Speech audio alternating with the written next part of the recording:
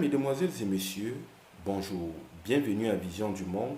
Moi, c'est Bertrand Elogo, connu sous le pseudonyme Philosophe sans diplôme. Aujourd'hui, nous parlerons de la création des États-Unis d'Afrique. Cette organisation qui devrait primer et être la principale préoccupation des États d'Afrique et non de se focaliser sur des subdivisions et des guerres civiles qui ne bénéficient qu'à l'Occident.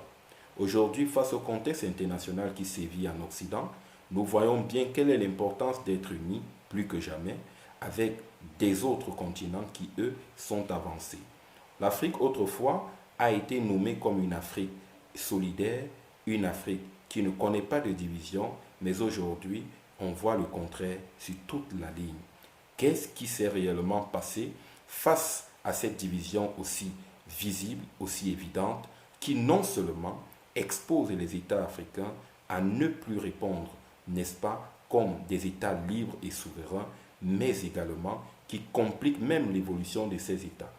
Alors, des leaders en Afrique, des chefs d'État en Afrique, en passant par Kadhafi tout dernièrement, en passant par le président Idriss Déby Itno, en passant par des présidents des grands panafricanistes comme Thomas Sankara, en passant par des grands panafricanistes comme Patrice Émérite Lumumba et d'autres encore qui ont porté, n'est-ce pas, avec leur voix et leur foi, cette idéologie qui était celle d'une Afrique unie avec nos pères fondateurs. Kwame Nkrumah et autres ont bien évidemment pensé une Afrique libre, une Afrique indépendante, une Afrique souveraine, une Afrique unie. Mais aujourd'hui, la question que l'on se pose est celle de savoir, l'Afrique peut-elle réellement s'unir? L'Organisation des Nations africaines est-elle une institution fiable, capable de ramener la paix en Afrique et d'apporter la prospérité, la paix dans nos territoires? Aujourd'hui, cette question, on la pose de partout, que ce soit en tant qu'Africain ou que ce soit en tant que citoyen du monde. Alors nous répondrons à un certain nombre de questions et nous vous demandons tout de suite de marquer cette pause et de nous retrouver juste après.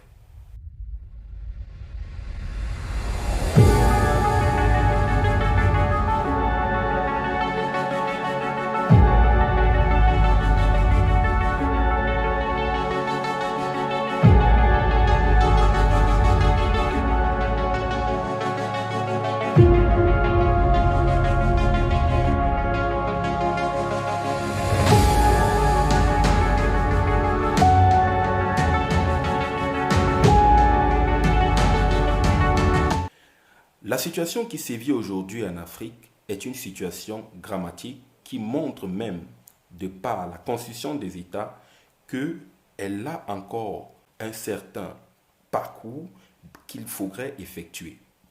Le processus d'indépendance dans les années 1960 a montré que jusqu'à nos jours, l'Afrique n'est pas toujours souveraine. On a une Afrique divisée, meurtrie par des guerres, au détriment, bien évidemment, des populations, les chefs, les dirigeants qui s'enorgueillissent et prennent le pouvoir et non seulement manipulent, divisent, tuent en masse, créent des guerres civiles pour servir le maître en Occident.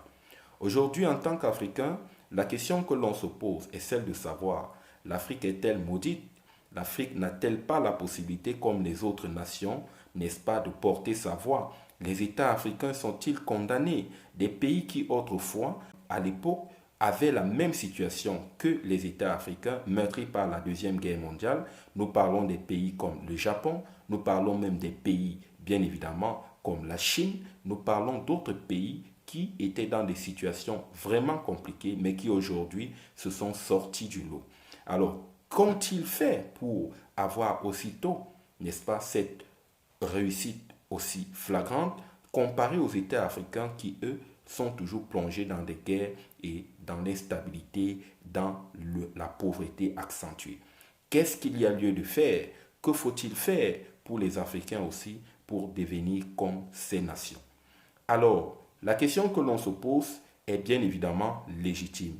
Aujourd'hui, cela semble utopique de le dire qu'il est possible que les Africains puissent s'unir à travers la création des États-Unis d'Afrique. Mais c'est une réalité, comme je vous le dis, en portant chaque président, en portant chaque panafricaniste à la tête de l'exécutif. Lorsque je vais prendre certains panafricanistes dans leurs États, qu'ils soient 10, je pense que déjà en tant que panafricanistes, ils sauront l'importance ici de donner la place à celui-là qui a plus de voix, qui a plus d'influence, qui a plus d'impact, qui est plus aimé par le peuple et qui a une vision plus concrète, n'est-ce pas, d'adhérer à la souveraineté de l'État. Cela veut dire que chaque pays, qu'il y a des panafricanistes, qu'ils soient 20, 10, 30, pourront se regrouper et apporter justement leur vision politique dans cet engrenage. Nous avons par exemple 5, 10, 20 présidents qui sont élus au courant des 5 ou des 10 prochaines années. Nous pourrons donc voir qu'au niveau de l'Organisation des Nations Unies, cela permettrait bien évidemment qu'il y ait cette facilité de porter par référendum à travers toute l'Afrique la possibilité de s'unir véritablement, de créer une union qui soit bien plus que l'Union européenne. Pourquoi cela est-il impossible pour l'Afrique? Pourquoi est-ce que les Africains ne peuvent pas porter cette unité? Autrefois, l'Afrique était dite une Afrique solidaire, une Afrique unie. Mais aujourd'hui, lorsque l'on regarde avec beaucoup d'amertume la situation, on a bien peur de dire que les Africains sont un caractère plus hégémonique, avec un caractère égoïste que ceux d'Occident et d'Amérique. Cela est une réalité. Pourquoi? Lorsqu'on regarde, ne serait-ce que dans les zones Afrique centrale, Afrique de l'Ouest et autres, nous voyons justement la difficulté qu'il y a pour les Africains de circuler à travers le continent. Déjà, en tant qu'une petite organisation sous-régionale, il y a justement une mauvaise collaboration. Nous voyons par exemple un Camerounais qui n'a pas la possibilité de se déplacer en Guinée équatoriale librement, avec un passeport CEMAC librement, ou vice-versa, un Équato-Guinéen qui n'a pas cette possibilité de se déplacer au Cameroun librement. Avec, bien sûr, il y a un certain individualisme qui prône le fait que voir un autre frère africain dans son pays, cela signifierait lui arracher le travail. On dirait, et comme on le dit d'habitude, c'est que ce qui t'appartient, t'appartient véritablement. Et comme on le dit vulgairement, quand c'est pour toi, c'est pour toi. Autrement dit, le travail qui doit être pour toi, le sera. Et s'il n'a jamais été pour toi, il ne sera pas. Alors, casser ce genre de mentalité apportera plus à l'Afrique, c'est-à-dire de penser unis, de penser ensemble et de s'unir davantage. Parce que sans véritable unité, les Africains ne pourront jamais se développer et porter leur voix. Comprenez que, comparé aux autres continents, la réalité a montré que des États qui n'ont pas une armée forte, qui n'ont pas une puissance militaire exemplaire et suprême, ne peuvent imposer leur voix dans le monde entier. Et c'est ce véritable problème aujourd'hui que nous avons en Afrique. Tant que les États africains ne pourront pas s'unir véritablement, tant que les États africains ne pourront pas s'armer normalement et porter leur voix, s'imposer, nous avons vu des pays comme le Japon, nous avons vu des pays comme la Chine dernièrement, nous avons vu des pays comme la Corée du Nord, nous avons vu des pays comme la Russie qui aujourd'hui sont capables de parler sur la scène internationale parce qu'ils ont des forces de dissuasion nucléaire. Et ce n'est pas le cas de l'Afrique. L'Afrique n'a aucune dissuasion. Non pas pour utiliser cela pour mener la guerre. Si aujourd'hui nous constatons que les États africains n'ont pas pris d'envol, c'est bien évidemment à cause des dirigeants qui sont placés à la tête des États par l'Occident.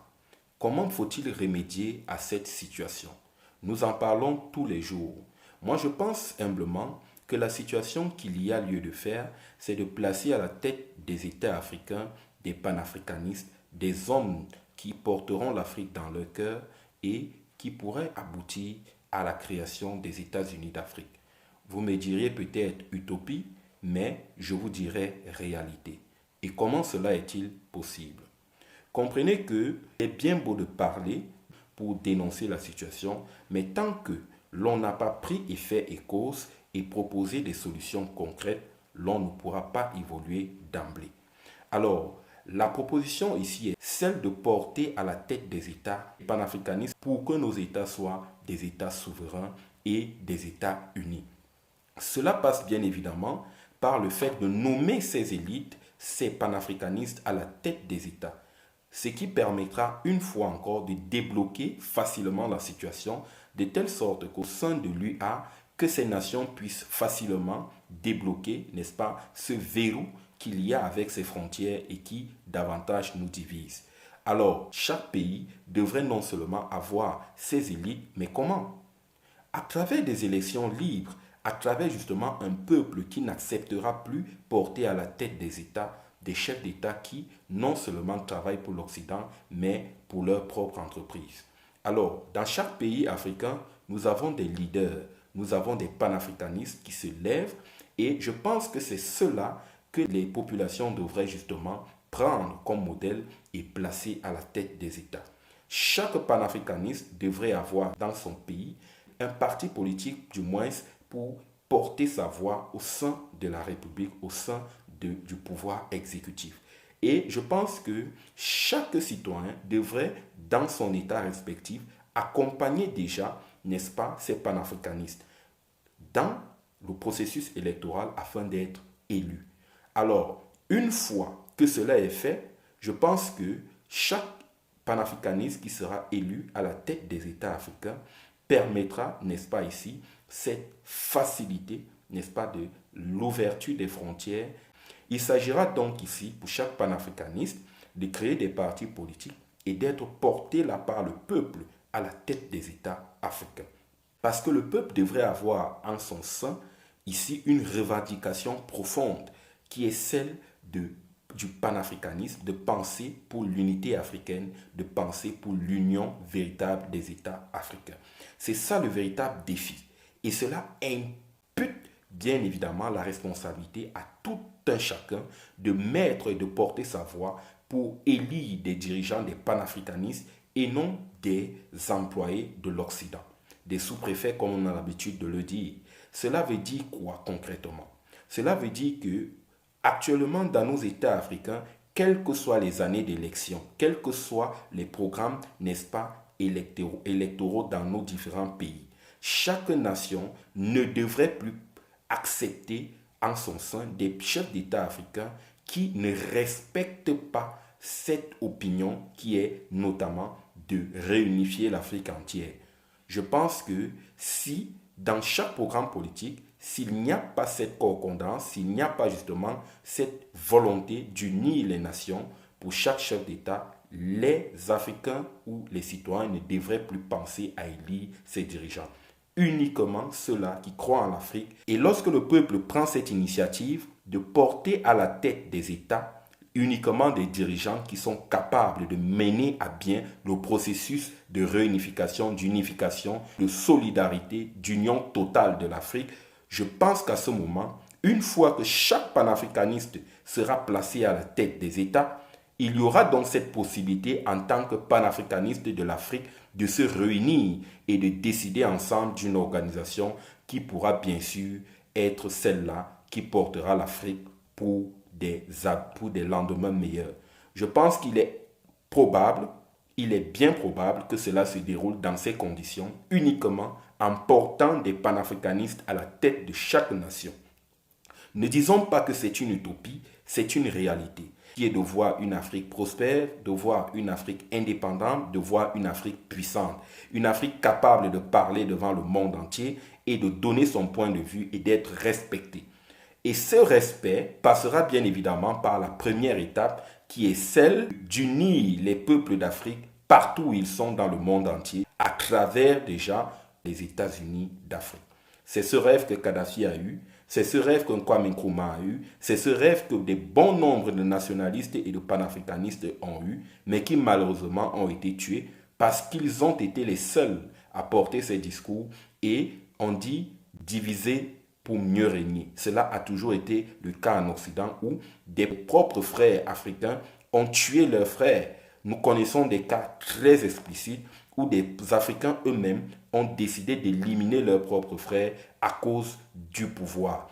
Et c'est pour cela, comme je l'ai si bien dit, que toute cette génération de chefs d'État en Afrique, toute cette génération, n'est-ce pas, de sous-préfets de l'Occident doivent déguerpir des nations en Afrique. et doivent être portés dans ces nations des véritables panafricanistes qui pourront parler d'égal à égal avec l'Occident, avec les États-Unis d'Amérique et avec le reste du monde.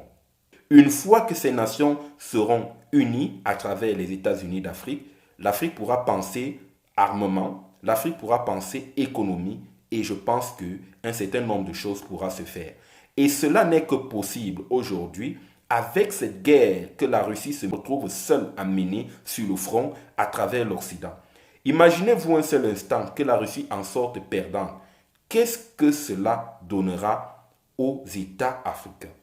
Cela donnera plus de guerre. Cela donnera encore une fois de plus d'ego vis-à-vis des États-Unis d'Amérique et de l'Occident qui s'enorgueilliront et qui diront « Ok, même la puissante Russie qu'on croyait autrefois n'a jamais pu résister. » C'est le cas lors de l'effondrement du mur de Berlin. C'est le cas lors de la fin de la guerre froide, du moins celle-là dont on pensait qu'il n'y aura plus une guerre. Parce que la dissolution de la Fédération de Russie, après justement la guerre froide, a donné lieu et place à un monde unipolaire où, bien évidemment, les Américains avaient le pouvoir sur tout, décidaient sur tout, n'étaient même plus menacés. Mais on constate que constamment, à travers leur ego, ils ont justement cette idée de dominer constamment les peuples et d'anéantir tout cela qui se graisse contre eux, de donner des sanctions économiques, de juger, de donner la morale et d'être les seuls vecteurs de ce qui est bien et de ce qui n'est pas. Peuple africain, aujourd'hui, réveillons-nous et je pense que l'unité, la création des Nations Unies d'Afrique est la seule possibilité pour l'Afrique de porter sa voix. Alors, c'était Bertrand Elogo dans Vision du Monde. Nous nous retrouvons pour une prochaine émission. À ciao et à bientôt. N'oubliez pas de liker, de partager pour au maximum à tous les citoyens dans les groupes, partout. Et nous reviendrons encore ici avec un autre sujet dans l'optique de mieux vous édifier. Merci à vous. Bonne journée.